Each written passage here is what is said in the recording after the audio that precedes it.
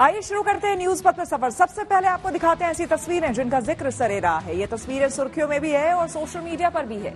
इनसे आपका बाखबर होना बेहद जरूरी है क्योंकि चौराहे पर इन्हीं की चर्चा है और चर्चा सिंगापुर में प्रधानमंत्री के जोरदार स्वागत की भी है।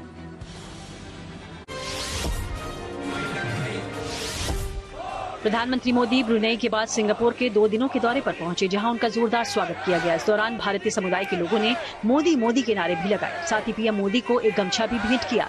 साथ ही भारतीयों ने उनके साथ सेल्फी भी ली। इसके अलावा प्रधानमंत्री मोदी ने वहां ढोल बजाया। अपने दौरे में उन्होंने सिंगापुर के कई नेताओं से भी मुलाकात की।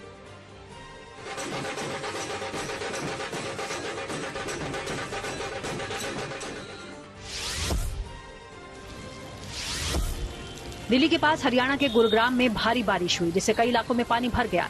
वहीं इसी बीच एक स्कूल वैन से कई बच्चों को रेस्क्यू किया गया। दरअसल वहां कई फीट तक पानी भरा था और ऐसे में चलती वैन पानी के बीचों बीच फंस गई। लिहाजा बच्चे काफी देर तक वैन के अंदर ही फंसे रहे। इसके बाद ड्राइवर ने स्थानीय लोगों की मदद से इन बच्चों को वैन से बाहर निकाला।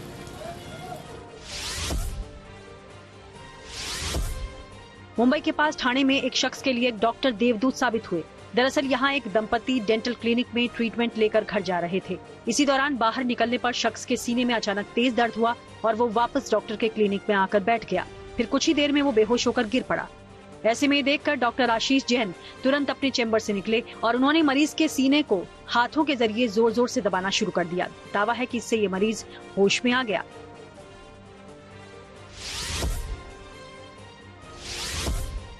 यूपी के मुजफ्फरनगर में एक बेरोजगार युवक ने अपने नाम से करोड़ों का जीएसटी बिल का नोटिस मिलने का दावा किया। आशंका है कि इस युवक के नाम से एक फर्जी कंपनी खोलकर ये फर्जीवाड़ा किया गया।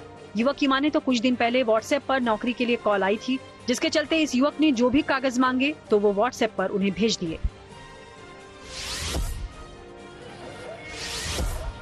बिहार के छपरा में एक टीन शेड का छज्जा ढह गया, जिससे कई लोग नीचे गिर गए। बताया गया कि ये सभी एक जुलूस के दौरान वहां बार बालाओं का डांस देख रहे थे। इस घटना से जुड़ा ये वीडियो भी सामने आया। जिंदगी का सफर सुहाना हो, इसके लिए सावधान रहना जरूरी है। रोजमर्रा की आपाधापी में कुछ देर बैठकर सोचना समझना भी जरूरी है कि आपके आसपास क्या हो रहा है और जो कुछ हो रहा है उससे हमारी जिंदगी, हमारा परिवार कैसे प्रभावित हो सकता है। इसलिए हॉर्न बजाकर बाखबर करने वाली खबर जरूरी होती है। और आज की ये खबर फर्जी कॉल करने वालों पर ट्राई के एक्शन से जुड़ी है। देश के करोड़ों मोबाइल यूजर्स के पास आने वाले अनचाहे कॉल्स पर टेलीकॉम रेगुलेटरी भारतीय दूरसंचार नियामक प्राधिकरण यानी कि ट्राई ने बड़ी कार्रवाई की है। ट्राई ने अनचाहे कॉल करने वाले और अनरजिस्टर्ड टेलीमार्केटिंग कंपनियों के 2,75,000 टेलीफोन नंबर काट दिए। इसके अलावा 50 फर्मों की सेवाएं भी बंद कर दी हैं। ट्राई की ओर से ये कार्रवाई अभी हाल ही में अपनाए गए सख्त रुख के तहत की गई है, लेकिन टेलीमार्केटिंग कंपनियां फर्जी कॉल्स के लिए कोई ना कोई तरीका खोज ही लेती है। ऐसे में जरूरी है कि फर्जी कॉल्स और मैसेज करने वालों को लेकर खुद भी सतर्क हो जाएं और दूसरों को भी सावधान करने के लिए हॉर्न बजाएं।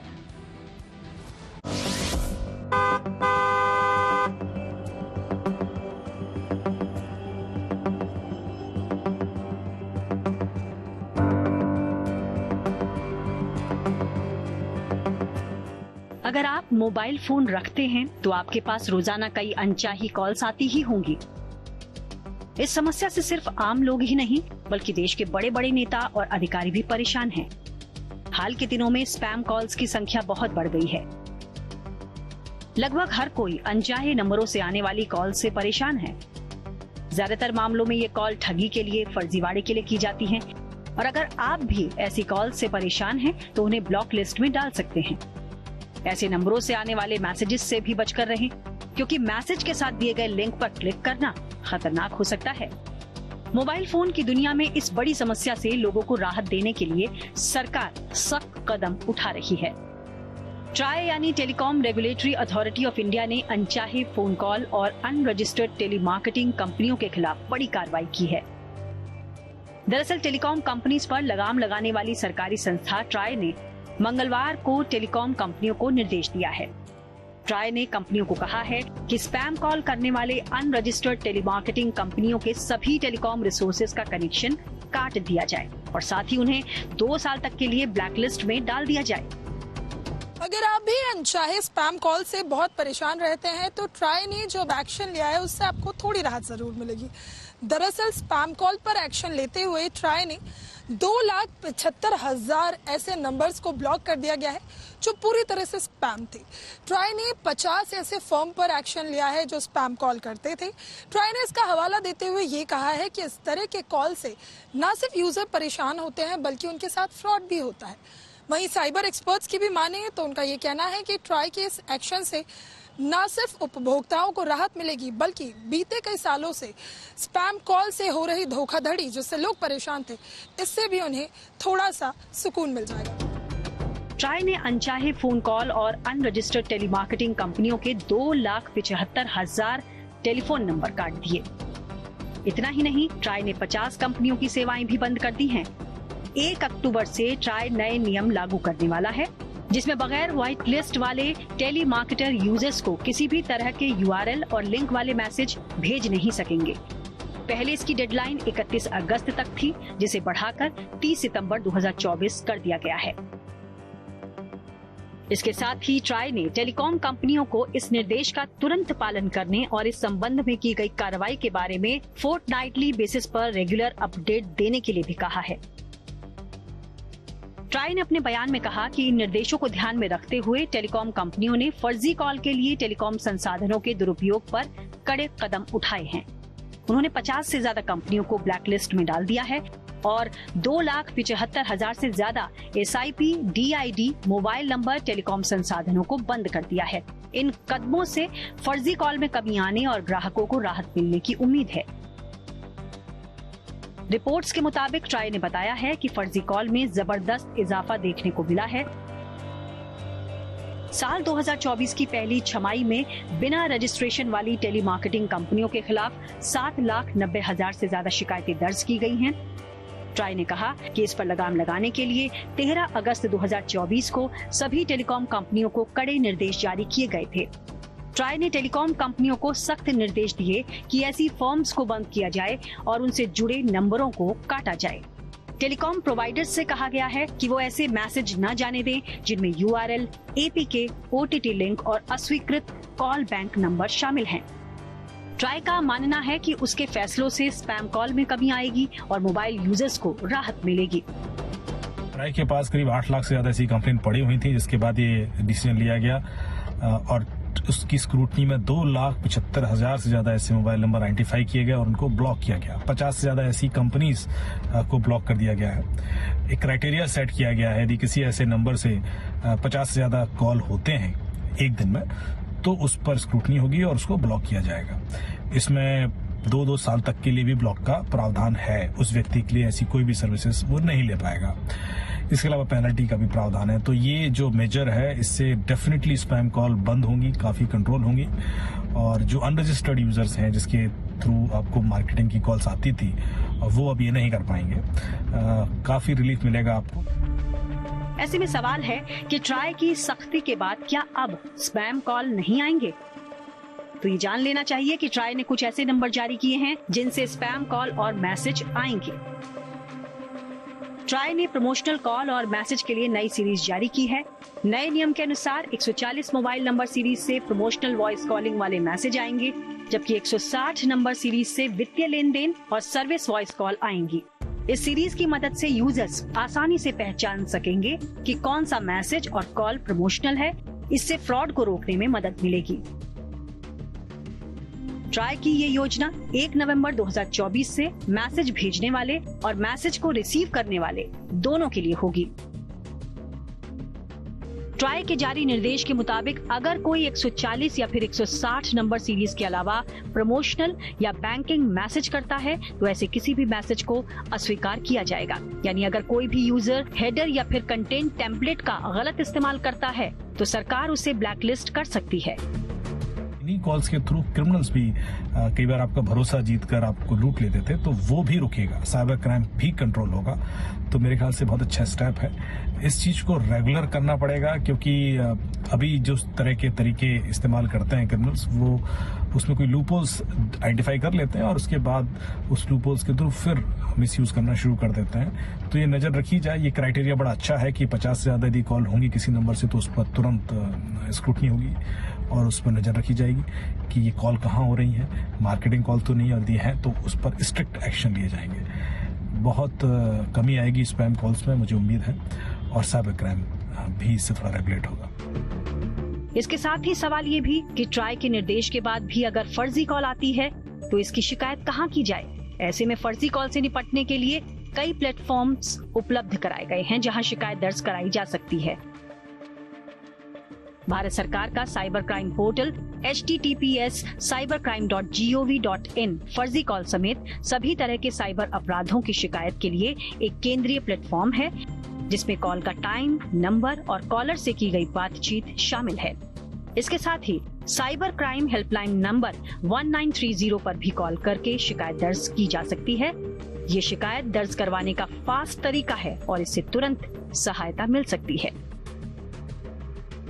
ट्राई ने तो फर्जी कॉल्स और मैसेज करने वालों पर कानूनी चाबुक चला दिया, लेकिन टेलीमार्केटिंग कंपनियां कोई न कोई तरीका खोज ही लेती हैं। ऐसे में जरूरी है कि फर्जी कॉल्स और मैसेज करने वालों को लेकर खुद सतर्क हो जाएं और दूसरों को भी सावधान करने के लिए हॉर्न बजाएं।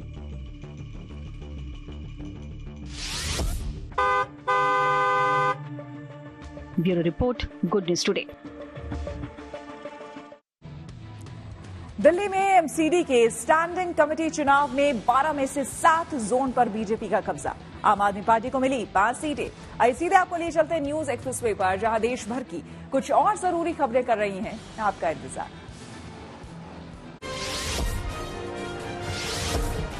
कांग्रेस नेता राहुल गांधी ने जम्मू कश्मीर में कांग्रेस के चुनाव प्रचार अभियान की शुरुआत कर दी। इस दौरान उन्होंने रामबन और अनंतनाग में रैलियां की। राहुल ने अपने संबोधन में जम्मू कश्मीर को केंद्र शासित प्रदेश से फिर राज्य बनाने की वकालत की। कश्मीर में कांग्रेस और नेशनल कॉन्फ्रेंस ने गठबंधन किया है। यहाँ पर कांग्रेस पार्टी की अलायंस की सरकार आ रही है। ये निश्चित है, ये होने जा रहा है। हिमाचल प्रदेश सरकार ने अपने कर्मचारियों के वेतन और पेंशन को लेकर बड़ा फेरबदल किया। दरअसल सीएम सुक्खू ने विधानसभा में बताया कि अब कर्मचारियों को 5 सितंबर यानी गुरुवार को सैलरी दी जाएगी, जबकि पेंशन 10 सितंबर को रिलीज होगी। मुख्यमंत्री के मुताबिक इससे प्रदेश को सालाना 36 करोड़ रुपए की बचत होगी। सरकार ने केंद्र से लिए जाने वाले कर्ज के ब्याज से बचने के लिए फैसला लिया।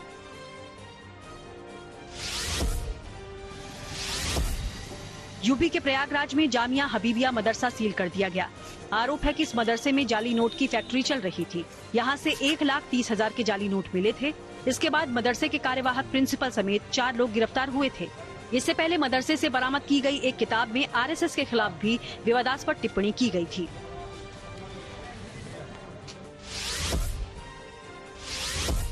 कांग्रेस नेता सैम पित्रोदा ने राहुल गांधी की तारीफ की। उन्हें राजीव गांधी की तुलना में ज्यादा बुद्धिजीवी और रणनीतिकार बताया।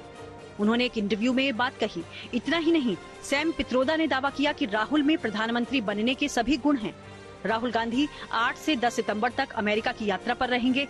ऐसे में ये सवाल भी किया गया कि क्या राहुल विदेश दौरों में देश का नाम खराब करते हैं, तो इस पर सैम पित्रोदा ने कहा कि सरकार की आलोचना भारत की आलोचना नहीं है। पित्रोदा इंडियन ओवरसीज कांग्रेस के चेयरमैन हैं। रेलवे ने अपने कर्मचारियों और पेंशन धारकों को बड़ा तोहफा दिया। दरअसल अब उन्हें 100 रुपए का कार्ड दिखाने पर एम्स और पीजीआई में इलाज मिल सकेगा। इससे रेलवे के 37 लाख से ज्यादा कर्मचारियों, पेंशनर और आश्रितों को फायदा होगा। पहलवान विनेश फोगाट और बजरंग पूनिया को कांग्रेस हरियाणा विधानसभा चुनाव में उम्मीदवार बना सकती है। इन अटकलों को तब और रफ्तार मिल गई जब विनेश और बजरंग ने दिल्ली में राहुल से मुलाकात की। खुद कांग्रेस ने इससे जुड़ी तस्वीरें भी जारी की। खबरों के एक्सप्रेस में से आगे रुक करते हैं सियासी ढाबे का, जहां आज की सबसे दिलचस्प खबर मौजूद है। उत्तर प्रदेश में बुलडोजर की कार्रवाई को लेकर सियासी पारा गर्म है। मुख्यमंत्री योगी आदित्यनाथ और पूर्व मुख्यमंत्री अखिलेश यादव के बीच जुबानी जंग जारी है। इस बयानबाजी की शुरुआत बुलडोजर एक्शन पर सुप्रीम कोर्ट की टिप्पणी के बाद अखिलेश यादव के दिए बयान से हुई। उन्होंने कहा है कि 2027 में समाजवादी पार्टी की सरकार बनने के बाद उत्तर प्रदेश के सभी बुलडोजरों का रुख गोरखपुर की ओर होगा। इसके बाद मुख्यमंत्री योगी ने अखिलेश पर तंज कसते हुए कहा कि दंगाइयों के सामने नाक रगड़ने वाले बुलडोजर नहीं चला सकते। यही नहीं, सीएम योगी ने पलटवार करते हुए यह भी कहा कि बुलडोजर चलाने के लिए हौसले की जरूरत होती है, लेकिन उस पर सबका हाथ फिट नहीं बैठता। बुलडोजर जैसी क्षमता और दृढ़ प्रतिज्ञा जिसमें हो वही बुलडोजर चला सकता है। बुलडोजर चलाए, जिसका परिणाम यह है कि हाई कोर्ट से लेकर के सुप्रीम कोर्ट ये कह सकता है कि बुलडोजर संवैधानिक नहीं है। तो अब टीपू भी चले सुल्तान बनने सपना देख रहे हैं। उपचुनाव में सभी सीटें 10 की 10 उत्तर प्रदेश की जनता इंडिया गठबंधन और पीडीए को जिताने जा रही है। कुछ आदमखोर भेड़िया प्रदेश के अंदर अलग अलग जनपदों में उत्पात मचा रहे हैं। हर दिन किसी न किसी जिले में कहीं न कहीं घटना उत्तर प्रदेश में हो रही है जिसमें एक जान जा रही है, कोई कार्रवाई सरकार ने नहीं। उत्तर प्रदेश के मुख्यमंत्री योगी आदित्यनाथ और समाजवादी पार्टी अध्यक्ष अखिलेश यादव के बीच बुलडोजर को लेकर जुबानी जंग छिड़ी हुई है। यूपी में बुलडोजर पर बयानबाजी तब शुरू हुई जब अखिलेश यादव ने गोरखपुर में अपनी पार्टी के कार्यकर्ताओं के बीच कह दिया कि 2027 में समाजवादी पार्टी की सरकार बनने के बाद बुलडोजरों का रुख गोरखपुर की ओर होगा। तो सीएम योगी ने पलटवार करते हुए कहा कि बुलडोजर पर हर एक व्यक्ति का हाथ सेट नहीं हो सकता।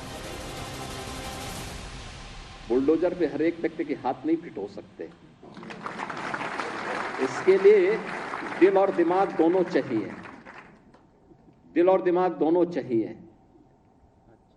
बुलडोजर जैसी क्षमता और दृढ़ प्रतिज्ञा जिसमें हो वही बुलडोजर चला सकता है। दंगाइयों के सामने नाक रगड़ने वाले लोग बुलडोजर के सामने वैसे ही पस्त हो जाएंगे। और इसीलिए मैं आप सबसे कहना चाहता हूं, प्रदेश सरकार ने जो प्रक्रिया अपनाई है पारदर्शी तरीके से, अपेक्षा भी हम यही रखते हैं। बुलडोजर में दिमाग नहीं होता है, स्टीयरिंग होता है उसमें। स्टीयरिंग क्या मुख्यमंत्री आवास का नक्शा पास है? अगर नक्शा ही सवाल है तो सरकार ये बताए क्या मुख्यमंत्री आवास का नक्शा पास है, और कब पास हुआ था ये भी बता दें, कागज दिखा दें उसके। इसका मतलब यह हुआ कि आपने जानबूझ करके जिनसे आपको बदला लेना था, नीचा दिखाना था और अपनी सरकार की ताकत पर, अहंकार पर आपने जानबूझ करके बुलडोजर चलाए। बुलडोजर को लेकर चल रही इंसाफ नाइंसाफी की सियासत एक कदम तब और आगे बढ़ गई जब बीजेपी ने अखिलेश यादव के कथित बयान को हिंदू जनभावना और गोरखपुर मंदिर से जोड़ दिया। तो विपक्ष ने कहा कि बुलडोजर किसी का सगा नहीं है। अखिलेश जी का मैं बड़ा सम्मान करता हूं। मैं खाली ये जानना चाहता हूं कि क्या ये तुष्टीकरण की राजनीति नहीं है? क्या आप जानते हैं कि गुरु गोरक्षनाथ की पावन धरती है, यहाँ हम सभी हिंदुओं की एक आस्था है, तो क्या उस आस्था पर आप बुलडोजर चलाना चाहते हैं? क्या आप हिंदुओं पर बुलडोजर चलाना चाहते हैं? क्यों आपने सिर्फ पूरे 25 करोड़ में इतने अनगिनत जिले उत्तर प्रदेश में क्यों आपने गोरखपुर का नाम लिया? बुलडोजर किसी का सगा नहीं है। बुलडोजर बहुत बेवफा है। वो छतरपुर में मुसलमान के घर पे चलता है, नोएडा में त्यागी के घर पे चलता है, फिर उसके जवाब में बंसल के घर पे चलता है, फिर काशी में भी चलता है, पुरातन मंदिरों पे भी चलता है, फिर अयोध्या में घरों पे चलता है, फिर वहां के पुरातन मंदिरों पे चलता है। तो ये जो भाजपाई उछलते हैं बुलडोजर चला के, इनको मैं ये समझाना चाहता हूं कि भाई ये तुमको भी बर्बाद कर रहा है। बीजेपी और समाजवादी पार्टी के बीच ये जुबानी जंग तल्ख होती चली गई। बीजेपी ने कहा कि सीएम योगी का बुलडोजर अवैध निर्माण पर चलता है, तो यूपी सरकार के सहयोगी दलों ने पूछा कि क्या अखिलेश कन्नौज में रेप आरोपी के घर बुलडोजर चलवाएंगे? बुलडोजर कहाँ चलता है ये अखिलेश जी को पता होना चाहिए। बुलडोजर चलता है अवैध निर्माण पर, बुलडोजर चलता है जो हमारे ऐसे अपराधी हैं खूंखार, उनके अवैध निर्माण पर। तो मैं कह सकता हूं कि हमारा बुलडोजर जो विकास के लिए लगातार काम करता है, रोड बनाने का काम करता है, तो इन्हें बुलडोजर की पहचान करना चाहिए। और अखिलेश यादव को 2017 से पहले अपने शासन को भी याद रखना चाहिए। जो अभी कन्नौज की घटना है उनका बुलडोजर उधर जाएगा उनके यहाँ, उनके घर, तब तो जातिवाद जोड़ लेंगे, बिरादरी बात करेंगे। कन्नौज की घटना पर जो डीएनए की रिपोर्ट आई उस पर भी मखौल उड़ाया है, कहा है कि डीएनए का फुल फॉर्म भी पता है मुख्यमंत्री को। सारी जानकारी तो उन्हीं को है और तो किसी को है नहीं। पूरे दुनिया की डिग्री उन्हीं को मिली है। बाबा साहब डॉक्टर अम्बेडकर जी से भी बड़े विद्वान हैं। दरअसल उत्तर प्रदेश में लोकसभा चुनाव के नतीजों के बाद से ही सियासी तनातनी चल रही है। बीजेपी लोकसभा में हुए नुकसान की भरपाई की जुगत में है और समाजवादी पार्टी लोकसभा में मिली जीत से जोश में है। ऐसे में सवाल है कि 10 विधानसभा सीटों पर होने वाले उपचुनाव में किसके हाथ लगेगी बाजी और किसके हाथ रह जाएंगे खाली। Bureau report, good news today. News वक्त पर आ गए हैं धन बाजार, जहां शेयर बाजार से लेकर कारोबार तक की सभी अहम खबरें होती हैं, जिसका सीधा रिश्ता आपकी आमदनी आपकी जेब से होता है। तो तेज रफ्तार खबरों के बीच ये जरूरी खबरें छूट ना जाए, इसलिए सीधे आपको लिए चलते हैं धन बाजार। बुधवार को शेयर बाजार में 30 शेयरों वाला सेंसेक्स 203 अंक लुढ़ककर 82,353 पर बंद हुआ, जबकि निफ्टी 81 अंक फिसलकर 25,199 पर बंद हुआ।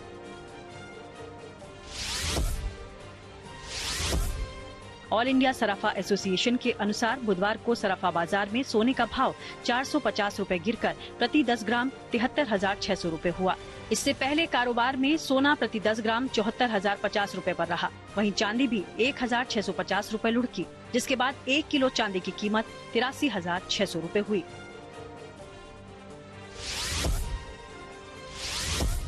सिंगापुर की दिग्गज रियल एस्टेट ग्रुप कैपिटालैंड ने साल 2028 तक भारत में अपने निवेश को डबल करने का ऐलान किया। बता दें, सिंगापुर की कैपिटालैंड एशिया का सबसे बड़ा डाइवर्सिफाइड रियल एस्टेट ग्रुप है, जो अगले 4 सालों में भारत में 45,000 करोड़ रुपए का निवेश करेगा। और इस निवेश के बाद भारत में ग्रुप का कुल निवेश बढ़कर 90,280 करोड़ रुपए हो जाएगा। सरकार ने पेंशन धारकों के लिए एक बड़ी खुशखबरी दी। एक फैसले को सुनाते हुए श्रम एवं रोजगार मंत्री मनसुख मंडाविया ने कहा कि एम्प्लॉय पेंशन स्कीम के तहत पेंशन पाने वाले लोग देश के किसी भी बैंक की शाखा से पेंशन ले सकते हैं। उनके मुताबिक 1 जनवरी 2025 से ईपीएस पेंशनर्स को ये सुविधा मिलेगी। बता दें कि सेंट्रलाइज्ड पेंशन पेमेंट सिस्टम के जरिए राष्ट्रीय स्तर पर सेंट्रलाइज्ड सिस्टम तैयार होने से पेंशनर्स को ये फायदा हो सकेगा। इस फैसले से 78 लाख के करीब ईपीएस पेंशन धारकों को फायदा होने की जानकारी है। और अब रुक करते हैं प्रगति मार्ग का, जहां ऐसी खबरें हैं जो कि देश की तरक्की, प्रगति और लोगों की काबिलियत दिखाती है। आज बात करेंगे राजधानी दिल्ली की, जहां एक अच्छी पहल की जा रही है स्कूली बच्चों के लिए। दरअसल यहां हर स्कूल के आसपास 250 मीटर एरिया में सेफ स्कूल जोन बनेगा, जिसमें पेरेंट्स के लिए सीटिंग अरेंजमेंट से लेकर नए तरह के जेब्रा क्रॉसिंग, साइकिल ट्रैक और साइकिल पार्किंग भी बनाई जा रही है। फिलहाल CRRI के इस प्रोजेक्ट को वसंत कुंज इलाके के 2 आसपास के स्कूलों DAV और government girls and boys senior secondary school में लॉन्च किया गया है और जल्द ही ये पहल दिल्ली के सभी स्कूलों में सेफ स्कूल जोन के रूप में दिखने लगेगी।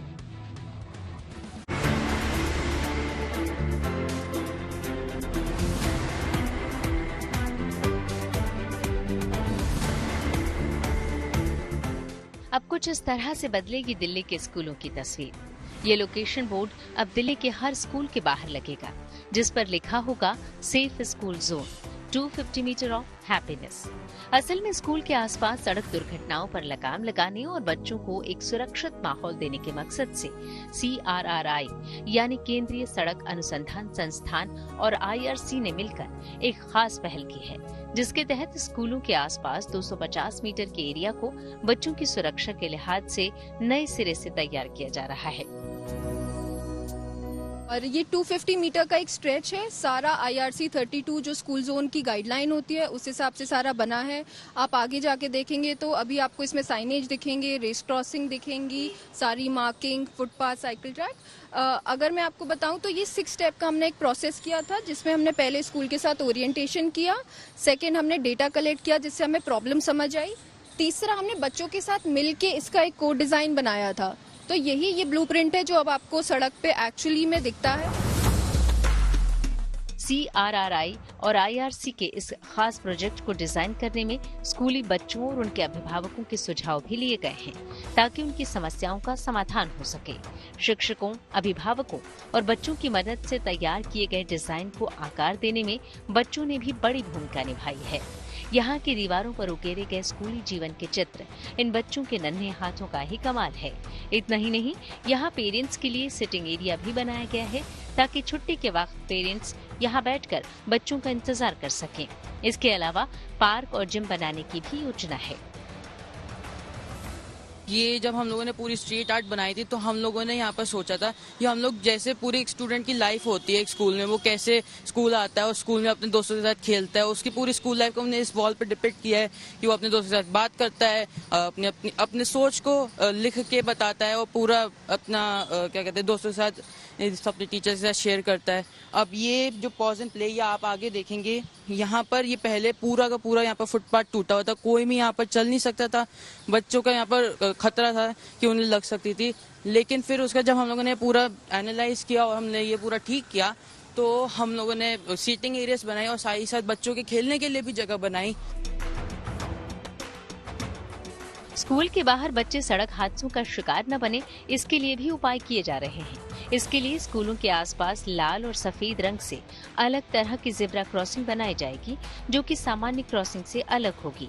स्पीड ब्रेकर बनाया जाएगा, साथ ही सड़क की सतह पर बड़े बड़े अक्षरों में स्कूल शब्द लिखा जाएगा ताकि लोग समझ सकें कि ये स्कूल का सेफ जोन है। इसके अलावा बच्चों के लिए साइकिल ट्रैक और साइकिल पार्किंग भी बनाई गई है।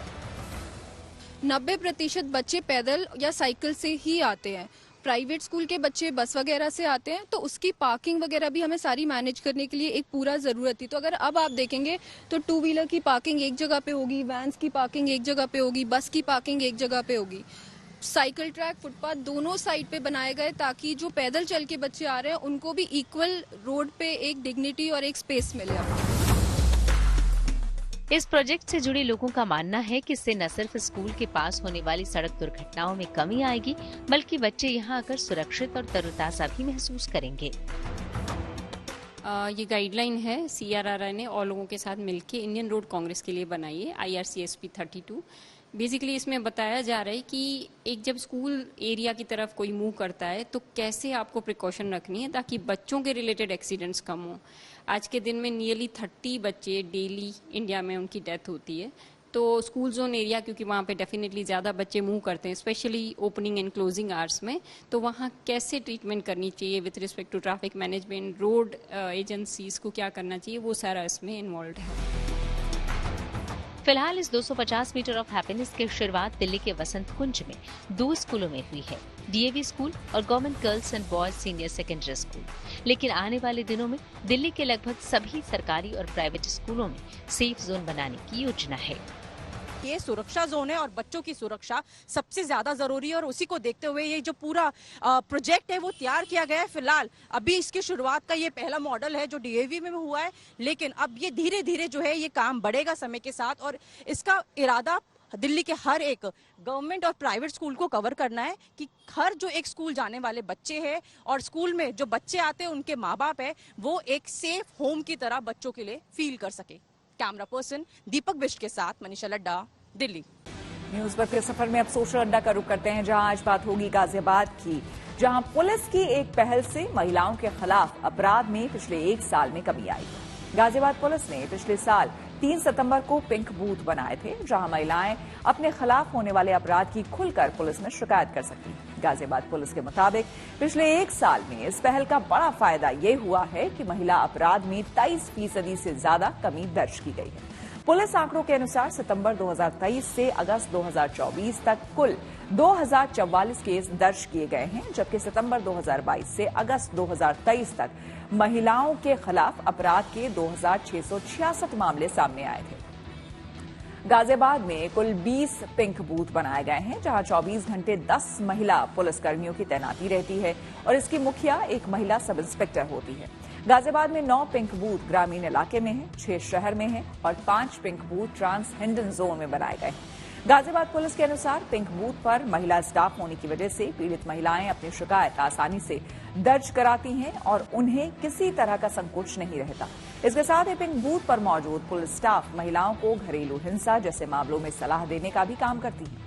गाजियाबाद पुलिस के आंकड़ों के अनुसार पिछले एक साल में घरेलू हिंसा के मामलों में 36% और दहेज से जुड़े मामलों में करीब 30% की गिरावट आई है। इसके अलावा पिंक बूथ शुरू होने के एक साल बाद छेड़छाड़ के मामलों में 23%, रेप केस में करीब 25% और अपहरण के मामलों में 16% कमी देखी गई है। मीडिया रिपोर्ट के अनुसार गाजियाबाद के सभी पिंक बूथ पर इस साल 28 अगस्त तक कुल 7,048 शिकायतें मिली हैं, जिनमें से 6,863 शिकायतों का एक साल में निपटारा कर दिया गया।